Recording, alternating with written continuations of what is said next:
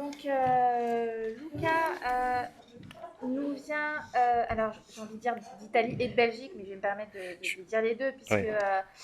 comme vous pouvez le voir, Luca est d'origine italienne, mais il fait son doctorat en Belgique. Il est venu avec David Martens et il travaille sur donc, les parcs littéraires. Alors, je vois que la nomenclature et de Justine et de Luca n'emploie pas forcément l'expression parc d'attraction, mais parc à terme ou parc littéraire. Donc ce sera l'enjeu aussi sans doute de la discussion. Et il vient donc nous présenter plusieurs parcs, et notamment le cas de Gabriele D'Annunzio donc en Italie. On te laisse la parole, Luca. Je me permettrai d'intervenir pour la tenue du temps de la Ah oui, demi-heure avec le petit papier. ça va, je ferai de mon mieux. Merci à toi. Merci beaucoup, merci pour l'invitation. Donc effectivement, moi je vais vous parler des parcs littéraires. Je vais peut-être davantage insister aussi, tout en parlant des parcs d'attractions, sur l'hypothèse du parc naturel comme modèle de l'exposition de la littérature, qu'on n'a pas forcément encore évoqué, mais je vais prendre une perspective contrastive justement qui permette de montrer certaines différences peut-être entre une perspective induite par le modèle des parcs d'attractions et le modèle des parcs naturels. Ça tombe bien parce que l'Italie permet de le faire, parce qu'il y a des cas concrets qui s'y prêtent. Néanmoins, c'est un chantier de travail, c'est une recherche qui commence, et donc je vais me concentrer sur trois objectifs que je vais contenter de brosser. J'ai pas encore les moyens, et notamment à cause des circonstances de cette année, de visiter à fond. J'ai pas encore pu visiter à fond les dispositifs dont je vais vous parler. Donc, je me contente de trois objectifs qui sont ici cités. Distinguer le modèle du parc naturel de celui du parc d'attractions dans la perspective de l'exposition de la littérature, présenter une institution, un cas particulier, les parcs littéraires italiens, de façon problématisée en décrivant les enjeux particuliers qui s'attachent à eux, et développer une approche comparative entre parcs littéraires qui fasse apparaître les torsions auxquelles cette modalité d'exposition peut exposer précisément l'image des écrivains mis en parc. Et donc, je vais me concentrer sur certaines notions que j'aimerais peut-être amener et que je trouve intéressantes d'amener dans les études sur l'exposition de la littérature parce qu'elles m'ont tout de suite frappé quand j'ai pris connaissance de l'existence de ces parcs littéraires en Italie. Quelle est cette institution? C'est donc un projet italien du tournant des années 90-90 qui émane au départ du champ de la littérature et donc des institutions de la mémoire littéraire et même de la muséologie d'une certaine façon, puisque le personnage que vous voyez là, Stanislao Nievo, a été le directeur d'une association d'écrivains, la Fondation Ippolito Nievo, qui est dédiée à son aïeul, qui est un personnage important de la littérature du Risorgimento italien. Donc il vient au départ de ce milieu, même si l'initiative des parcs littéraires va ensuite se diluer dans des directions un peu différentes. Donc on doit l'idée à cet écrivain qui est aussi directeur de la fondation. À la fin des années 90, on compte moins d'une quinzaine de parcs littéraires répartis sur la péninsule et on est aujourd'hui à un peu moins d'une trentaine et ces parcs sont administrés, labellisés par une société ad hoc. Chacun est consacré à un auteur différent. Voici un certain nombre de captations qui sont issues du site internet. Donc vous avez le médium cartographique qui est essentiel pour les parcs qui prennent une implantation géographique affirmée. Et vous avez la liste des écrivains, c'est bien simple, ça va de Virgile à Pasolini. Et vous avez quelques cas d'auteurs étrangers aussi qui ont un rapport particulier avec l'Italie. Alors je voudrais décrire le fonctionnement de ces parcs à travers deux notions que j'aimerais faire intervenir, même si elles ne concernent pas directement la muséographie ou les études sur l'exposition de la littérature. Ce sont les notions d'éthique écocentrée que j'emprunte aux sciences environnementales et la notion de projet transtouristique que j'emprunte à Philippe Bourdeau, c'est-à-dire plutôt les sciences du développement et du tourisme. Donc je vais commencer par l'éthique écocentrée qui fonde un peu le discours même de médiation de ces parcs. Et je le déduis du fait que ces parcs emploient notamment beaucoup la notion de paysage culturel ou de paysage littéraire. Ils alternent un peu les expressions. Cette expression, elle intervient pour nommer, déjà c'est le nom de la SARL qui est chargée d'administrer les parcs et en quelque sorte de les conventionner, de les labelliser, c'est-à-dire de recueillir les initiatives et de voir si elles peuvent bénéficier du label, être recueillies sur le site internet, etc. Elle a deux fonctions, cette expression de paysage culturel. D'abord, il y a une fonction de clin d'œil historique et culturel. En Italie, parler de paysage culturel, c'est faire référence inévitablement à une tradition qui a culminé au XVIIIe siècle, les derniers feux du récit pastoral, le début aussi d'une forme de pré-romantisme qu'on appelle plutôt néoclassicisme en Italie, mais aussi une écriture qui, à cette époque-là, apportait un peu à incandescence le spectacle littéraire des beautés de la nature, et avec le Grand Tour, l'Italie était une espèce de théâtre idéal de cette idée de paysage culturel. La deuxième raison, elle est technique et contemporaine.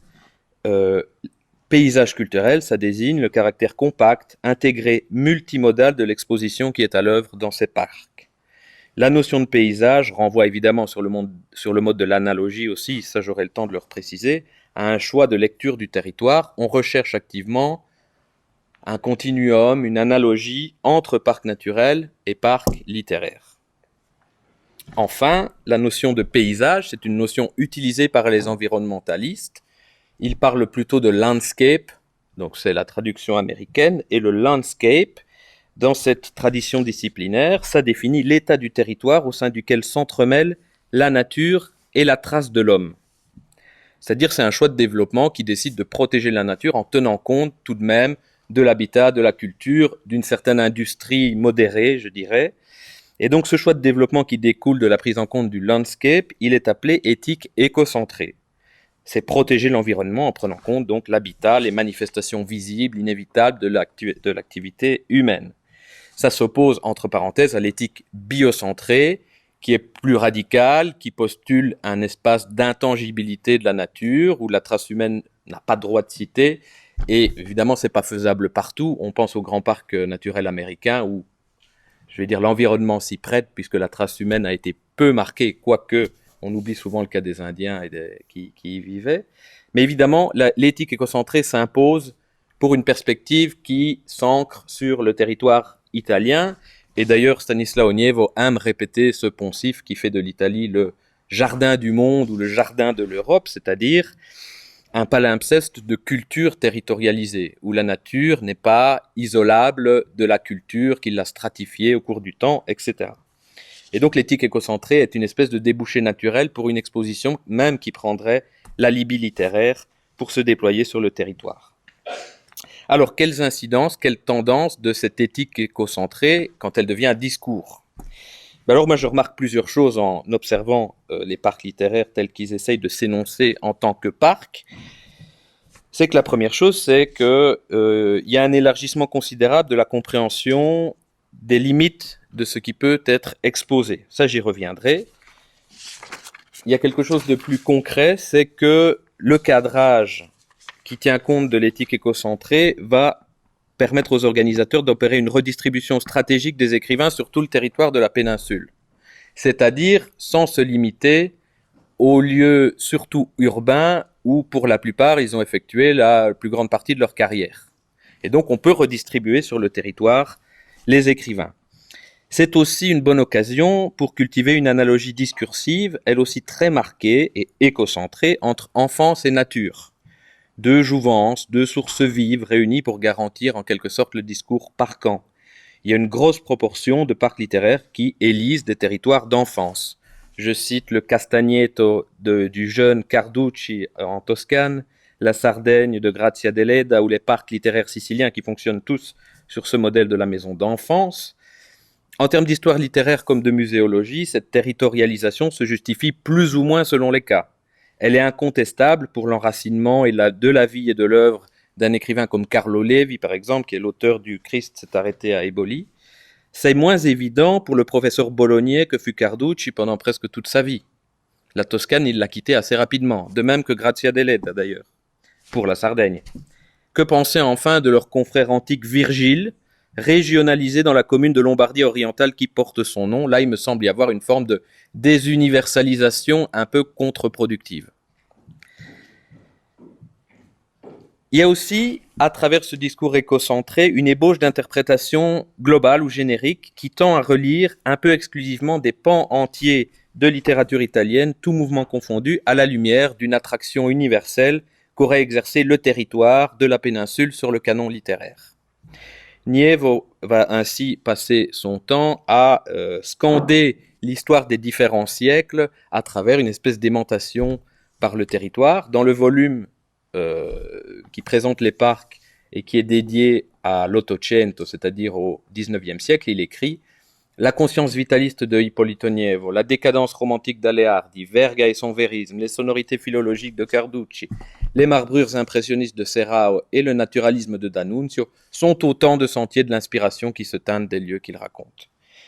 Donc, les parcs littéraires aiment cultiver parfois un peu jusqu'au forçage cette hypothèse historiographique diffuse, aimantée par le territoire, oscillant entre éco-poétique et naturalisme, s'appuyant tantôt sur l'œuvre, tantôt sur la vie des écrivains exposés. Enfin, l'éthique écocentrée va permettre d'intégrer au discours d'exposition un grand nombre d'éléments d'apparence exogène et même parfois franchement exogène. Il s'agit de prétendre, à travers l'idée que l'habitat et la nature sont une espèce de tout indissociable, de prétendre qu'on peut étiqueter comme expo littéraire ou expo d'intérêt littéraire n'importe quel type d'objet, de la colline au manuscrit, de la maison d'écrivain, parce qu'il en existe, à la biscuiterie coopérative locale. Donc le professionnel, le muséographe, le commissaire, le conservateur n'est donc plus le seul à avoir prise sur le rendu final de l'exposition. Ça me semble assez important. Et ça m'amène au second point, qui est le principe transtouristique, c'est que l'initiative locale, toute spécialité confondue, est au moins aussi importante que l'intérêt muséologique ou patrimonial manifeste pour décider de l'opportunité ou non d'ouvrir un nouveau parc littéraire à tel ou tel endroit. La puissance organisatrice est d'ailleurs souvent extralittéraire, même quand de solides bases patrimoniales existent pour l'exposition.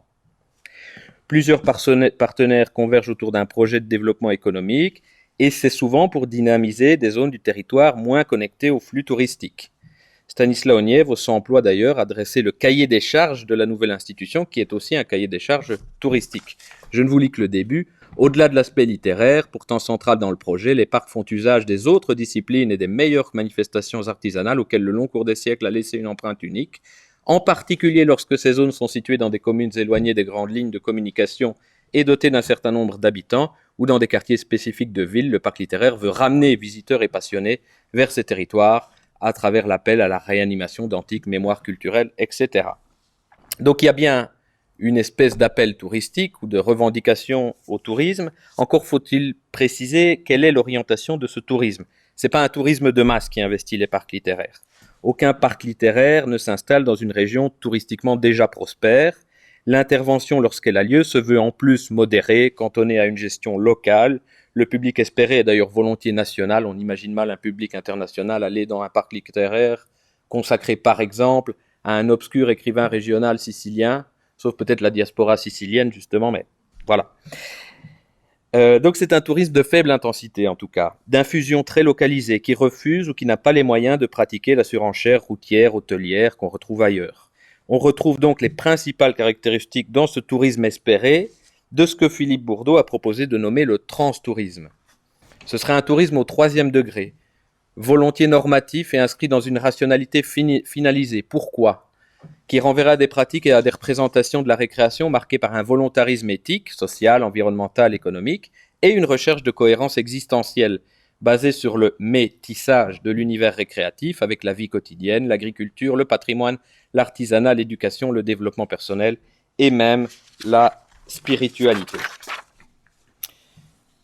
Et donc, s'ils sont rassemblés au sein d'une espèce d'organisme d'homologation qui délivre un label sur base de certains critères sur lesquels, si vous aviez la question, je pourrais revenir, les parcs littéraires sont bien des domaines d'abord pensés dans l'écosystème particulier de circonscriptions respectives. C'est une logique de collectifs et de territoires apprenants, comme l'écrit encore Philippe Bourdeau, qui se fondent forcément non de la nécessité manifeste de patrimonialiser tel ou tel objet, mais de projets d'intervention chirurgicale sur des tissus socio-économiques excentrés ou fragilisés. La meilleure preuve, c'est la surreprésentation des parcs littéraires dans le Mezzogiorno italien et dans les îles. C'est-à-dire au point que plusieurs mémoires et publications ont été spécifiquement consacrées à l'impact des parcs littéraires sur le développement du Sud. Donc c'est vraiment une problématique qui est liée à des fragilités socio-économiques. Cette stratégie de développement localisée et diluée dans le tissu social et économique correspond d'ailleurs bien, on le voit, avec l'éthique écocentrée dont je parlais plus tôt.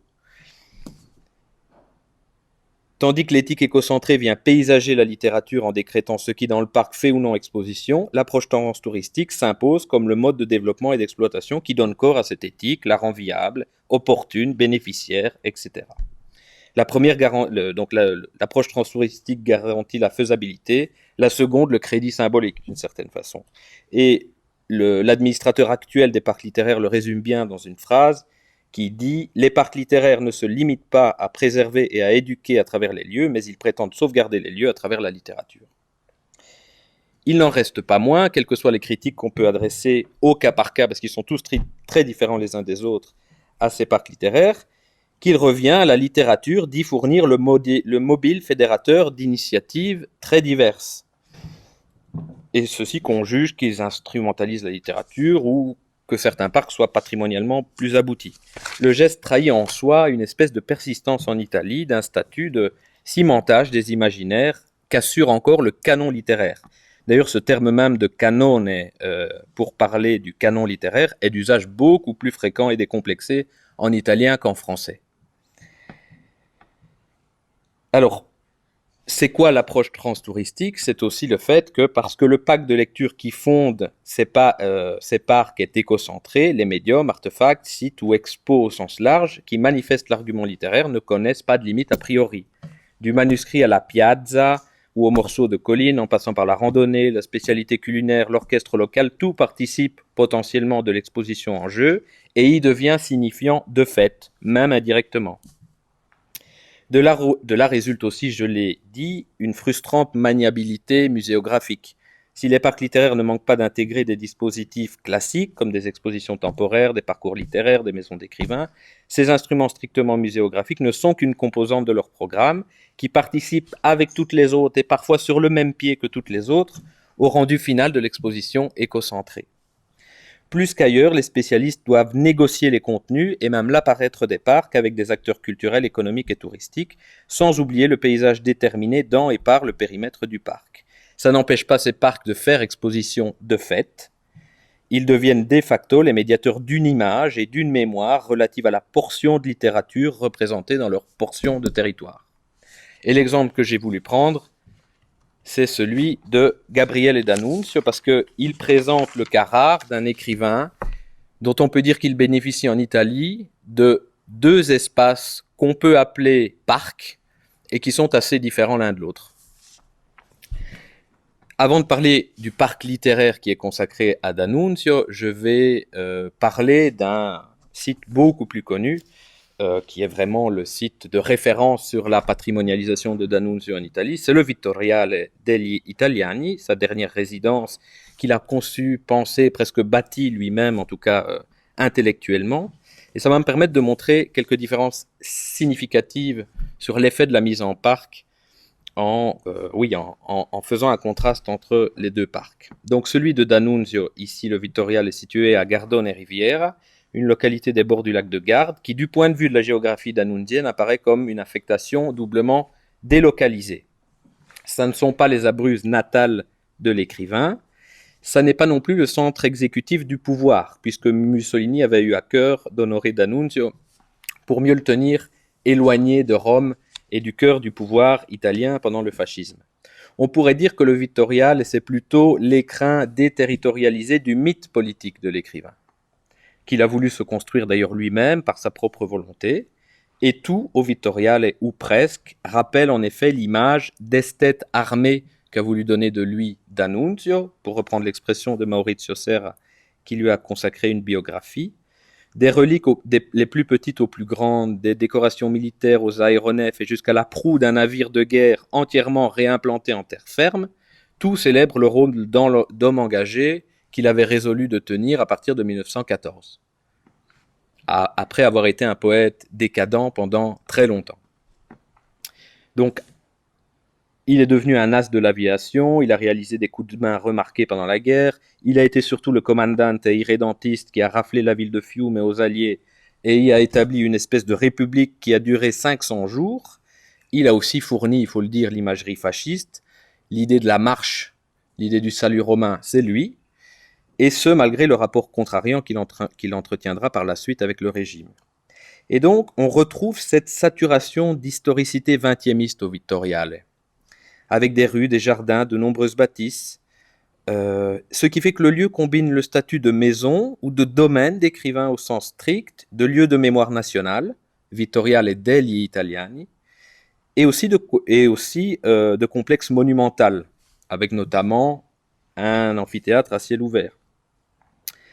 Et bien sûr, c'est un lieu d'exposition depuis qu'il a été installé le musée d'Annunzio Héros et en l'an 2000, augmenté en 2010 d'un musée d'Annunzio Segreto qui rassemble une collection de vêtements et d'objets personnels de l'ancien maître des lieux. Alors moi, ce qui m'intéresse, c'est que même avant cette date de muséification officielle de l'an 2000, les hôtes de D'Annunzio se rendaient déjà compte, en passant à Gardone et Riviera, qu'ils visitaient une espèce de musée. C'est-à-dire que le Vittoriale avait déjà une sorte de vocation muséale qui préexistait à sa prise en charge officielle aujourd'hui par nos contemporains. Le complexe avait été voulu par le poète et conçu par lui avec le double souci de faire œuvre et de faire exposition en même temps et indissociablement, d'où la difficulté de reprendre en charge l'œuvre musée d'Annunzienne à l'intérieur d'un discours d'exposition contemporain. Comment, pour reprendre les termes de Jean d'Avalon, y distinguer la part du réflexif de celle du transitif, l'une et l'autre se combinant non seulement dans l'expérience du visiteur, mais dans l'acte de fondation même voulu par l'auteur. Et donc comment faire la pédagogie du lieu sans en désamorcer les effets autographes qui sont affaires esthétiques autant qu'expographiques d'une certaine manière. Donc il n'est pas dans mes moyens, parce que ça a été largement fait en plus, d'évaluer le programme muséologique complet du Vittoriale, et on n'a vraiment plus le temps. Je me contente de relever une articulation fondamentale qui va me ramener au parc et à la topologie parcante. C'est que domine au Vittoriale un principe d'étalage. Je dirais d'étalage au sens proverbial et même au sens commercial du terme, presque, qui est apparentable à un geste d'exposition précisément. Il y a une surdétermination de l'objet. Le Vittoriale, et surtout dans ses salles intérieures, est une espèce de temple de l'artefact vraiment au sens strict. Ça va jusqu'à l'inventaire curieux, et parfois franchement de mauvais goût. Et ça se mesure bien, ce mauvais goût, à la réputation affreuse qu'a eu ce lieu pendant des dizaines d'années. L'hostilité contre son bric-à-brac de stuc, où l'écrivain était venu se fossiliser, parce qu'il y est mort en plus, a constitué un topos récurrent de la critique d'annunzienne. Mais en dénigrant le mégalomane pendant des dizaines d'années, on distinguait malgré soi le directeur d'exposition, d'une certaine manière. Je prends un exemple. L'un des plus impitoyables, c'est le philologue Mario Prats, célèbre philologue romain, qui condamne, je cite, le confident des muses qui finit gardien de musée. Donc le dénigrement est une espèce de révélation. C'est aussi une espèce de révélation parce que c'est de cette tradition de dénigrement que l'on doit pour la première fois à un critique d'avoir introduit la notion de parc pour parler du Vittoriale. La critique anglo-saxonne a ainsi pu qualifier le Vittoriale de lunapark fasciste, en référence aux espaces de loisirs, par exemple de Coney Island, qui ont été inventés à la fin du 19e siècle aux États-Unis, donc plutôt le parc d'attractions que le parc à thème qui est plus récent. Et donc si en effet le Vittoriale est un parc, c'est un parc constructiviste et déterritorialisé plus qu'écocentré, dont le programme s'appuie moins sur les paysages que sur des attractions à valeur historique ou historicisante. Et cette notion d'attraction m'intéresse parce qu'elle va pouvoir être opposée à la notion de paysage un peu plus loin. André Gaudreau distingue cette esthétique des attractions pour son goût de l'extravagance, mais aussi sa fonction immédiate et éphémère d'interpellation du spectateur. Il s'agit d'aligner des séries d'unités de sens purement monstratives, non connectées entre elles par un récit et qui privilégient les évocations immédiates où tout le narratif tient dans les faits. Or, dans sa manière de faire triompher l'artefact, le fétichisme d'annunzien extériorisé au Vittoriale paraît bien faire de l'attraction son ressort esthétique de prédilection. Amalgame de curiosités hétérogènes, qui le dispute à des résidus d'exotisme décadentiste, au machinisme motorisé et au monumental excentrique. Et donc voilà, il y a quelque chose aussi du Die Museum à la Barnum dans cet espace fondamentalement historicisant et attractionnel. Et en contrepoint, on trouve enfin le parc littéraire Gabriele D'Annunzio, je vais faire vite, qui a été créé en 1997, c'est-à-dire finalement pas très loin avant la réhabilitation du Vittoriale. Il s'agit d'un des premiers parcs littéraires. Il est présent dans les premiers ouvrages de médiation consacrés à l'institution. Alors, pour autant, ce n'est pas un point d'ancrage fort dans la biographie d'annunzienne, même s'il se situe dans ses Abruzzes natales. C'est le cadre d'une seule œuvre de l'écrivain, ce parc littéraire situé dans les Abruzzes. Une seule œuvre, La Fiacola sotto il Moggio, La torche sous le boisseau, qui est une tragédie de 1905, que la critique place au second plan en général. Et donc ce choix de localisation ne peut pas se comprendre en dehors du projet englobant des parcs littéraires et de cet aspect écocentré et transtouristique dont je parlais. Il s'agit de réinsérer le poète dans l'environnement le plus emblématique ou immémorial de sa région d'origine, la commune d'Anvers, qui domine les gorges du Sagittaire, une rivière issue d'un lac voisin qui avait impressionné l'écrivain pour ses remous tortueux et sauvages au moment de la fonte des neiges. Stanislas Oniewo écrira d'ailleurs « C'est le charme primitif des Abruzzes dominé par les forces élémentaires de la nature ». Donc il y a déjà une espèce de torsion de l'image de l'écrivain, je vais essayer de le montrer dans ce type d'argumentaire. Et en plus, l'argumentaire écocentré s'articule à une ambition transtouristique manifeste, tendue tout entière vers les perspectives de visite et d'activité en plein air offertes par cette région des Abruzzes. Anversa peut prétendre à la fonction de relais écotouristique d'une certaine manière, puisqu'elle est à l'intersection de plusieurs espaces naturels majeurs de la région. Déjà, ces gorges sont une réserve naturelle administrée par le WWF, qui est aussi le cofondateur du parc littéraire. On a plus loin le parc national de la Mayenne à 30 km et enfin et surtout Anvers aborde la pointe nord du parc national d'Italie, le plus ancien parc naturel d'Europe, qui constitue avec ses lacs, ses loups, ses ours l'atout touristique majeur des Abruzzes. Donc le cadrage écocentré de l'exposition dannunzienne vise bien sûr à faire transtouristiquement résonner parc littéraire et parc national, l'un ayant non seulement la fonction d'évoquer l'autre, mais d'y guider le visiteur tout en bénéficiant de la visite en retour. Le parc dannunzien s'espère ainsi le viatique, l'entrée de service du parc national, qui permet à Anvers et à d'autres villages voisins de capter davantage d'attractivité sans être strictement circonscrit au parc naturel.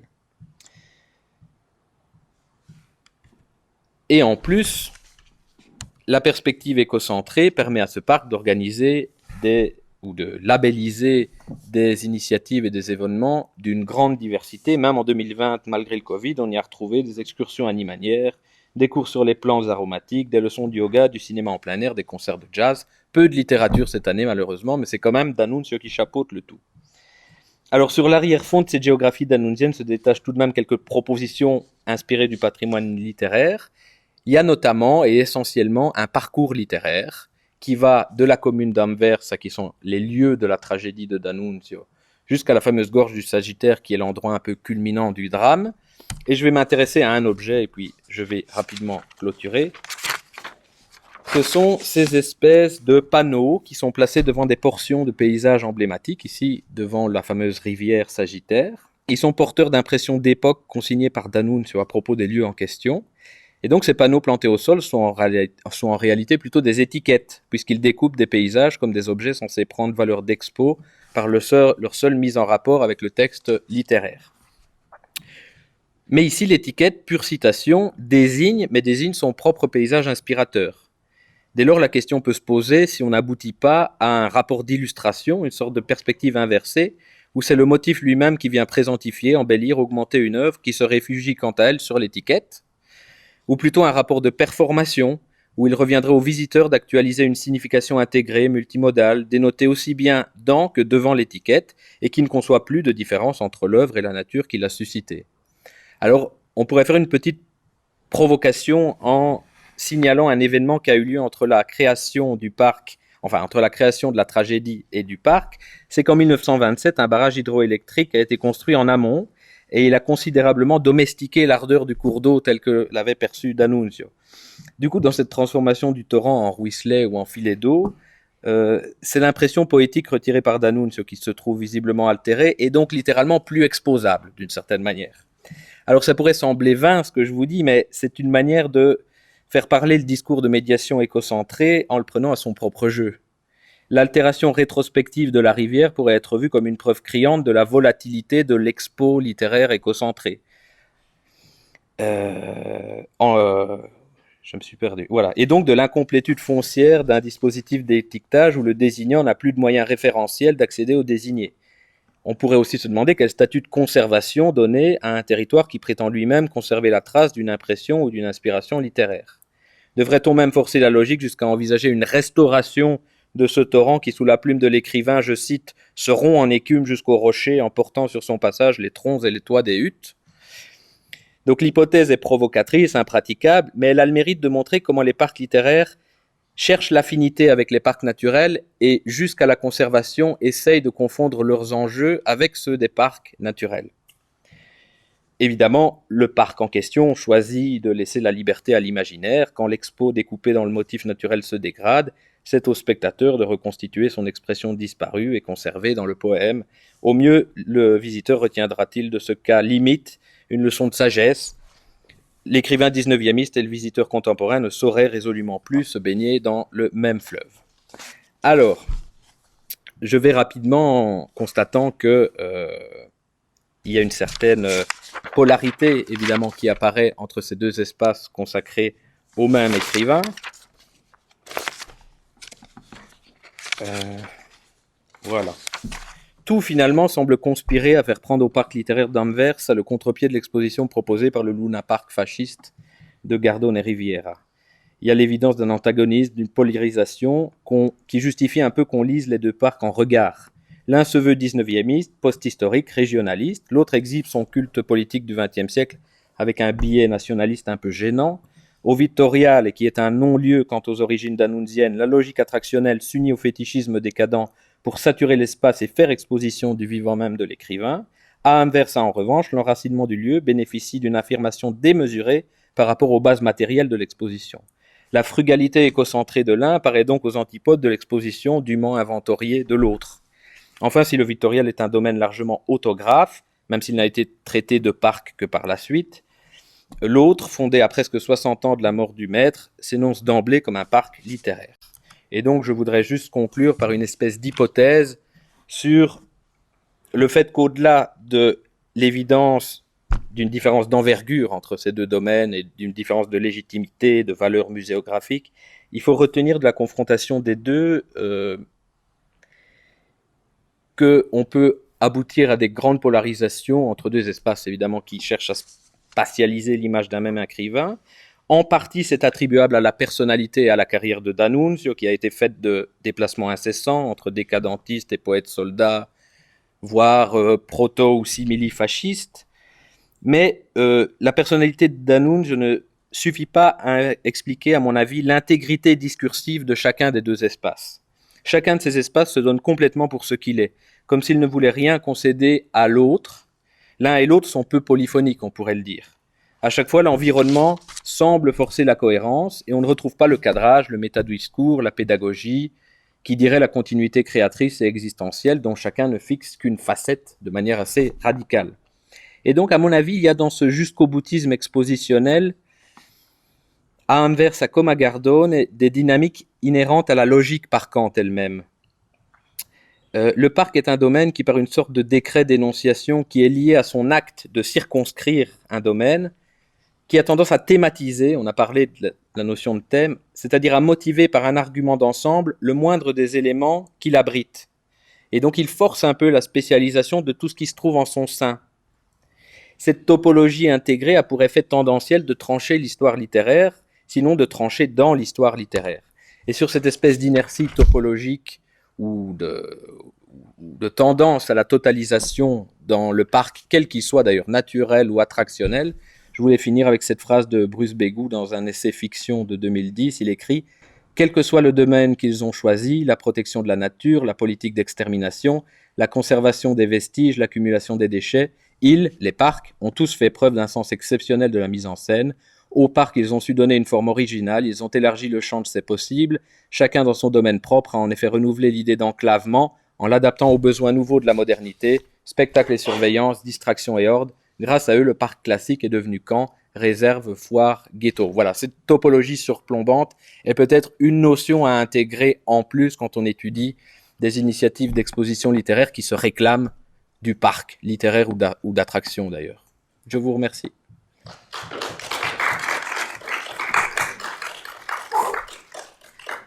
vais commencer par donner la parole à la salle au cas où certains ou certaines devraient s'absenter dès à présent, puisqu'il est déjà plus de 5 heures. Est-ce qu'il y aurait des questions parmi les gens de la salle? Alors, David, mais évidemment, tu sais que très bien qu'on te donne toujours la parole. Je me demandais, j'ai des questions pour les deux, mais Lucas, si tu dirais qu'il y a jusqu'à quel point, dans quelle mesure il y a une instrumentalisation de la littérature dans la politique mise en place derrière ces parcs, quel est, mais ça c'est toujours très difficile à évaluer, quel est l'impact effectif de cette mobilisation de la littérature. Voilà, et est-ce que par exemple, dans le type de tourisme qui est provoqué, enfin qui est généré potentiellement, est-ce que c'est plutôt un tourisme d'ordre d'individus, de groupes familiaux, ou est-ce que par exemple les scolaires sont mobilisés, sont invités à aller sur place, sachant que ça suppose, j'imagine, pour qu'il y ait un contingent suffisamment fourni, qu'il y ait des déplacements organisés en car ou en train, ce qui n'est pas toujours simple au niveau scolaire. Voilà. J'ai vu des lieux. Et puis Celui- les lieux concernés aussi. Celui-là est quand même un des plus abrupts et des plus éloignés, hein. Il y en a d'autres qui sont quand même pas trop loin de certaines villes. Et pour répondre à la première chose, l'instrumentalisation, ça dépend vraiment des cas. Ce sont des initiatives locales qui sont ensuite labellisées par l'organisme central, mais qui a vraiment une fonction de labellisation et de consignation sur le site. Donc ça dépend des cas. Il y en a qui s'appuient vraiment sur un dispositif où il y a des choses tout à fait classiques comme des maisons d'écrivains qui valent la peine d'être vues avec cette réserve que c'est souvent des maisons d'enfance d'écrivains qui ne présentent pas un intérêt du point de vue de la carrière littéraire des écrivains en question. Pour Carducci, c'est frappant. C'est la seule que j'ai vue. C'est le seul parc littéraire que j'ai vu, celui de Carducci. Et c'est frappant qu'on est vraiment avant que tout se soit passé, quoi, dans le cas de Carducci, parce que l'occasion, c'est de réhabiliter une région de la Toscane relativement... Enfin, je ne me suis pas concentré sur ce parc-là, mais de réhabiliter une région de la Toscane un peu délaissée par rapport à Sienne, Florence et Pise, qui est la Maremme.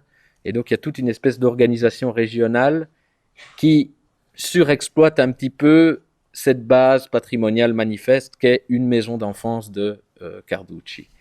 Pour la deuxième chose que tu m'as demandé, il faudrait une évaluation pour voir quel est l'impact concret, des enquêtes, des choses comme ça. Quel tourisme, au départ, justement, dans les années 90, quand Stanislas Oniev crée le concept, il en appelle à un tourisme exclusivement de scolaires, justement. Les choses ont quand même considérablement évolué. On est à 30 parcs.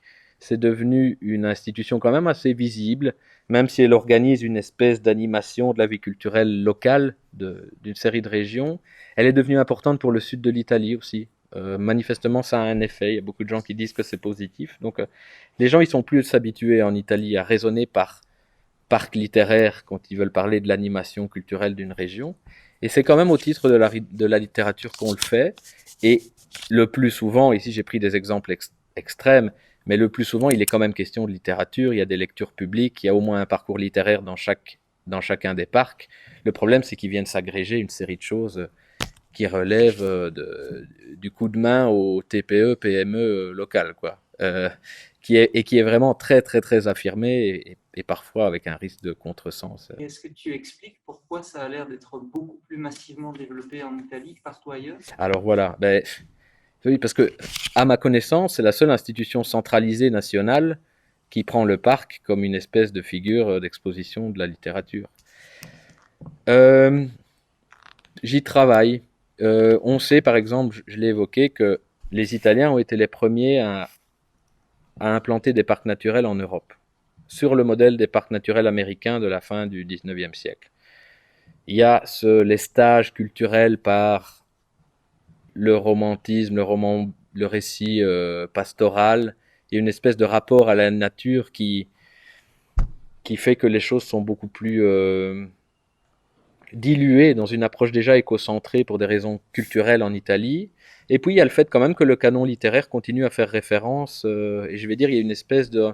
Dans l'historiographie littéraire italienne, on croit encore beaucoup aux lieux où souffle l'esprit, parce que des écrivains les ont racontés. Ça, c'est quand même très présent. Je pourrais te citer des cas avec Leopardi, Carducci, etc. Donc il y a une espèce de valeur emblématique de certains lieux pour des raisons littéraires. J'imagine moins un parc littéraire Lamartine autour de Mâcon, parce que ça, le sens serait moins évident, à mon avis, pour les communautés locales. Mais en Italie, il y a quand même encore des choses de cet ordre-là qui se jouent dans l'imaginaire collectif, à mon avis. Mais c'est des bribes de réponse. Si je peux rebondir, il y a le cas italien, le Carus me fait un petit peu, me fait croire qu'il y a peut-être des comparaisons à chercher parce que les écrivains, on a encore un rapport comme ça, j'avais envie de dire sentimental au lieu, à l'écrivain, au fétichisme en Russie. il y a des maisons qui sont implantées à la campagne en Russie qui font un peu comme ça système et écosystème. Donc je pense qu'en Russie, il y aurait peut-être des pistes. Et puis d'une certaine façon aussi avec le cas Giono, les promenades Giono, la Provence, et justement on se rapproche aussi d'un sentiment de la nature italien, j'ai envie de dire, enfin on se rapproche aussi un petit peu comme ça de la frontière. Il y a aussi un peu comme ça cette idée que Giono, c'est un territoire, c'est une région et ce sont des paysages. Et je pense que la démarche de la maison musée Giono va beaucoup dans ce sens-là en fait. Et ce sera assez propre d'ailleurs à cette région et à Giono. Il n'y a pas beaucoup d'exemples en France. Enfin, corrigez-moi aussi si je me trompe, hein, mais ce côté-là, maison paysage, je trouve qu'il est très, très fouillé par la maison Giono et pas beaucoup ailleurs en France. Rostand, le Pays Basque, ils n'ont pas joué là-dessus. Enfin, voilà. Et alors, je vais peut-être perdre ce que je voulais dire, mais ça c'était déjà pour la comparaison. Et alors à la fin, tu parlais, ça va peut-être me revenir, mais là j'ai oublié. Non, mais ça me reviendra, peu importe. Mais je trouvais intéressant effectivement d'élargir à d'autres cas parce que je me suis demandé aussi pourquoi l'Italie. Et puis parce qu'aussi on voulait que cette journée porte aussi sur, pas seulement sur la France, alors avec l'exemple de Danise et le métro, on pouvait aussi parler d'autres pays comme Montréal, etc. Je voulais te demander si la poésie s'invitait aussi dans d'autres pays et dans d'autres métropolitains. Mais voilà, je pense qu'il y avait quand même un petit peu des pistes aussi Oui, à avoir dans le oui. comparatisme. Oui, la Russie, oui, je savais, mais je ne l'avais pas encore traité, donc c'est clairement une orientation à explorer. Ouais. L'initiative de la poésie dans le métro, en fait, elle vient de Londres, en fait. Et on a fait aussi à New York, il y a plusieurs. C'est comme des grandes villes, des grands hypercentres.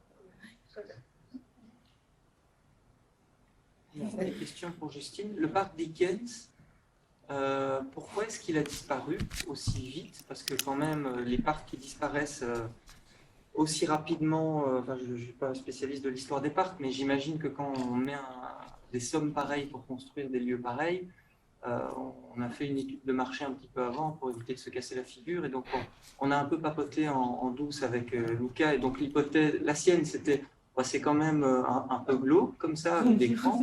Et puis, l'autre, c'est est-ce que Dickens est encore suffisamment lu que pour pouvoir générer un flux de visiteurs suffisant ou comparable à celui que pourrait engendrer Harry Potter? Non, clairement pas. Alors, très honnêtement, j'ai pas la réponse. Donc, je peux que rajouter des hypothèses à celles que vous avez. Ils n'ont pas donné d'explication quand ils ont fermé? Je pense que le parc fonctionne. Enfin, moi, ce que j'ai vu que ça avait fermé, en fait. Après, je vous avoue que j'ai pas vraiment travaillé sur ce parc-là, donc j'ai pas trop creusé. Quand j'avais rencontré des gens qui y travaillaient, quand j'avais visité, mais ça commence à faire un moment, j'avais compris que c'était une fondation Dickens qui avait participé, qui avait financé le lieu. Mais pour y avoir été, honnêtement, il faut avoir envie d'y aller. Hein. Parce que c'est dans un endroit, je sais pas s'ils ont fait une étude de marché, mais très franchement, pour y aller, c'est juste pas possible. Et il n'y a rien en fait à cet endroit, à part cet entrepôt dans lequel on entre et on visitait ce parc qui en plus fait même pas, ça fait même pas vraiment parc parce que c'est pas très grand en fait. C'est vrai que souvent quand on imagine parc à thème, quand on voit en plus en Angleterre ce qu'ils sont capables de faire effectivement avec Harry Potter, c'est sûr que là, à côté, et ils visaient plus un public scolaire en fait. Ça fait moi, de cinéma en fait. Ouais, mais ça fait très carton-pâte en fait. Ça fait vraiment très carton-pâte. Alors c'est souvent un peu le cas dans certains parcs à thème, mais là tout particulièrement. Et puis même l'environnement extérieur en fait quand on y arrive, en l'occurrence, on y avait été à pied depuis le centre de Chatham, mais faut vraiment avoir envie d'y aller quoi, parce que sinon on tombe pas dessus par hasard. Et les alentours sont aussi glauques entre guillemets que l'intérieur quoi. Donc c'est vrai que c'était assez bizarre comme expérience de visite. Et du coup, je suis désolée, je peux pas vraiment répondre à votre question parce que j'ai pas creusé plus que ça sur les raisons pour lesquelles ça a fermé. Et puis, est-ce que l'imaginaire d'enfance de Dickens n'est pas un peu aux antipodes de l'enfant que construit le parc à thème? Il y a presque même une raison littéraire de l'échec du parc littéraire, quoi. C'est glauque. Pas forcément envie de s'immerger dedans pendant une journée, quoi. C'est un peu plus sombre que des... Ou alors tu menaces ton gosse si tu n'es pas sage.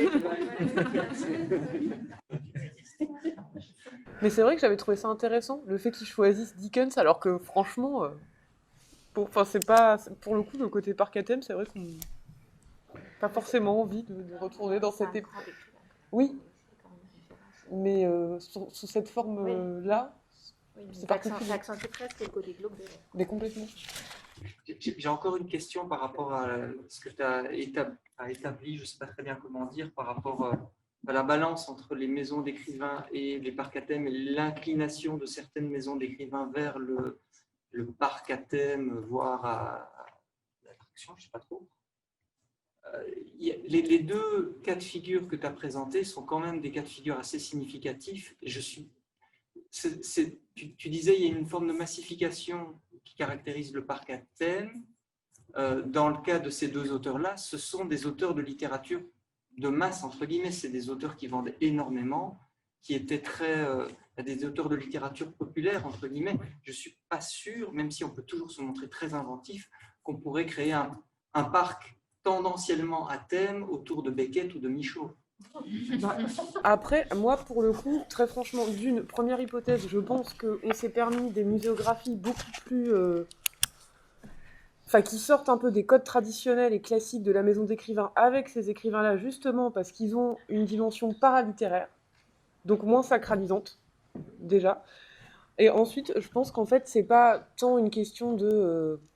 parc à thème, c'est plus la question de ce qu'on va montrer et de ce qu'on a envie de mettre en avant. C'est-à-dire que même si c'est Beckett ou un écrivain qui est vraiment considéré comme littéraire, qui est complexe, etc., moi, il me semble qu'on peut s'inspirer de certaines choses qu'on voit dans les parcs à thème ou dans les expositions immersives pour essayer d'avoir une exposition qui, je caricature, mais qui ne se limite pas à un enchaînement de manuscrits sous vitrine. Et de toute façon, c'est un peu ce qui se fait maintenant dans les expositions littéraires. On essaye de scénographier le texte. Je crois que c'était l'exposition Claude Simon, où il y avait des projections de manuscrits sur des cimaises, etc., un peu animées pour justement essayer de dynamiser un peu le manuscrit et de dynamiser les fonds d'archives. Donc il y a déjà des influences en fait qui existent. Et c'est plus dans ce sens-là que je veux dire qu'il peut y avoir des interactions possibles entre le parc à thème et la maison d'écrivain, mais des choses à réadapter. Et je pense qu'il faut faire tomber un peu certaines frontières à un moment pour réemployer certaines choses et ne pas rester dans des espèces de carcans, de se dire, c'est un écrivain classique, complexe, donc on va rester dans quelque chose de très sacralisant. Je suis pas sûre que ce soit... Au-delà de cette question sacralisante, j'imagine assez mal pouvoir jouer sur un ressort ludique, comme c'est un peu le cas avec Verne, mais surtout avec Arsène Lupin. Autour de Claude Simon, on ne va pas te mettre dans des tranchées pour que tu en fasses l'expérience pour rigoler. Enfin, tu vois, Non, mais l'Expo Giono au Mucem, elle avait un côté un peu immersif pour le coup, parce qu'il y avait des projections de films sur des... vous voyez, pour moi, la notion d'immersion, c'est pas simplement du ludique. Non, bien sûr, mais dans le cas je parle du ressort ludique parce que dans le cas de d'Arsène Lupin, il y avait une espèce d'enquête, etc. Oui. Voilà. C'est sûr qu'avec le polar, tout de suite, on a un fil rouge qui se tisse de lui-même et c'est plus facile, clairement. Et c'est vrai que Verne, il y a un univers qui, de toute façon, existe de lui-même. Donc, c'est forcément beaucoup plus simple d'avoir quelque chose, justement, de cet ordre-là avec ce type de texte qu'avec les textes que vous écrivez. Ça, c'est évident. Mais je pense que on peut quand même, justement, s'inspirer de certains dispositifs. Mais c'est vrai que l'exercice est quand même plus facile avec Arsène Lupin qu'avec Beckett. Ça, je ne peux pas vous dire le contraire. Je voulais juste rebondir sur votre discussion. Je pense que, même si je vais sortir un peu du littéraire et du parc d'attractions, la question, elle se pose dans plein de domaines. C'est la question de la manip, du pédagogique et du jeu. Notamment, par exemple, si on prend les musées scientifiques, ils n'ont aucun mal à jouer sur du pédagogique et du ludique, sans pour autant voir un propos scientifique qui soit trop vulgarisé ou qui serait complètement à côté de la plaque. Dans la maison d'écrivain, il me semble qu'il y a déjà la question de ce qu'on veut dire et ce qu'on veut exposer. C'est-à-dire il y a l'écrivain, mais il y a aussi son univers, en effet. Donc, qu'est-ce qu'on veut montrer ? Si on veut montrer plus l'écrivain et sa biographie, on va être un peu plus complexe sur le ludique. En effet, si on montre de l'univers, là, on peut un peu plus jouer, mais je ne pense pas que ça... ridiculise, je ne trouve pas le mot, où ça appauvrisse le discours sur l'œuvre ou sur l'écrivain. Je pense qu'il faut toujours des degrés de lecture qui sont différents.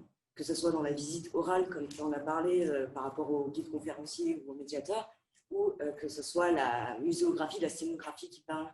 C'est-à-dire qu'il faut pouvoir avoir un discours un petit peu d'expert à certains moments et pouvoir avoir, si on n'a pas cette expérience de base d'expert, avoir une entrée un petit peu plus ludique et pédagogique. Ouais, bah, je suis complètement d'accord. C'est vrai que c'est toute la difficulté, c'est de réussir à trouver, enfin, à avoir dans un même lieu plusieurs niveaux de lecture pour que quelqu'un qui n'y connaît absolument rien puisse y trouver son compte et quelqu'un qui est déjà familier de ce type de lieu puisse lui aussi ressortir avec, enfin, en ayant appris quelque chose de sa visite, en ayant retiré quelque chose. Après, je dirais, enfin, Marie-Clémence, tu me diras ce que tu en penses. Pour les maisons d'écrivains, ce que je trouve pas mal, c'est justement le côté maison. Ça peut permettre, par la définition même, d'avoir déjà ce premier niveau de on rentre chez quelqu'un, et donc c'est quand même des codes du quotidien qui restent relativement familiers à tout un chacun. Et je pense que ça peut déjà aider justement en termes d'accessibilité. Ce côté très, bah voilà, le chez-soi, quoi. Il y a 3 questions. C'est pas une question, je voulais juste rebondir en fait sur ce qui vous est dit. Bon, je suis pas du tout spécialiste dans le domaine, mais c'est vrai que dans le cadre de notre réflexion sur la muséographie du musée Marguerite Yourcenar, on a été un peu aidé par une personne qui est spécialisée dans la muséographie de manière générale, pas seulement des musées littéraires. Et moi, je trouvais que c'était très intéressant. En fait, elle nous a dit ce qu'il faut, c'est susciter l'émotion. Et du coup, je trouve que même un poète, même un poète peut être scénarisé parce que s'il parle de sentiments, s'il parle de ça, ça peut toucher n'importe qui, et pas forcément des gens qui sont spécialistes de la littérature, etc. Voilà, donc je trouve que en plus du ludique, il y a aussi tout le registre émotionnel, et ça, on peut toucher n'importe qui en fait. Et voilà, c'était juste une remarque. C'était toujours autour du même sujet par rapport à cette question des niveaux de lecture pour des publics différents. Personnellement, je trouve important, connaissant plus les publics de jeunes élèves, qu'il n'y ait pas de trahison d'une certaine manière par rapport à l'œuvre elle-même, que ce soit en art plastique ou en littérature. C'est-à-dire que les dispositifs qu'on va mettre en place, pourvu qu'ils préservent, j'ai envie de dire, l'essentiel ou l'essence de l'œuvre. Et c'est là où quelquefois on peut être désolé d'ateliers ou d'animations qui se font, on a l'impression vraiment c'est tiré par les cheveux, quoi. Et là, dans ces cas-là, moi, ça me fait bondir, quoi. Voilà, je voulais simplement intervenir plus par rapport au public de jeunes élèves qui prendront de toute façon à leur niveau, et puis, et tant mieux, et comme une forme d'imprégnation, si c'est fait de manière sensible, pour rebondir sur ce que tu disais, et intelligente, quoi. Bah oui, complètement. Bah, je pense que c'est tout l'enjeu de la médiation, quoi. C'est vraiment de se dire qu'il y a un moment où on va créer un lien entre d'un côté un objet et d'un autre côté des publics, et il faut en fait qu'il y ait vraiment un lien qui s'y entre les deux. Mais si on ne fait que prendre en compte un public spécifique en laissant de côté l'objet, je pense l'exercice de médiation est un peu loupé, je dirais. Enfin, je pense qu'il y a des gens qui sont plus spécialistes que moi ici.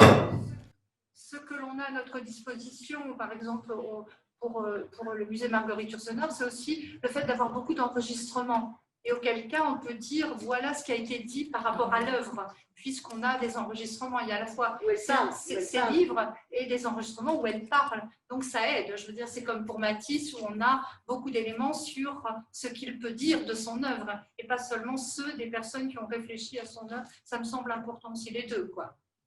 C'était l'enjeu de la comparaison avec le musée scientifique, je trouve, mais qui n'est pas que pour la maison d'écrivains, mais aussi, je trouve, chez les musées de beaux-arts, par exemple, ou d'art contemporain, c'est qu'on a beaucoup de mal à, je n'aime pas trop le terme vulgarisé, mais à se dire que le ludique peut ne pas trahir, en fait, et peut être bien utilisé, justement. On a encore un petit peu de mal dans ces deux domaines à sortir des sentiers là-dessus et à tenter, et c'est tout, je trouve, la beauté aussi de ces lieux qui parfois se trompent ou perdent le visiteur, mais qui ont tenté d'avoir un discours autre que celui qui est classique.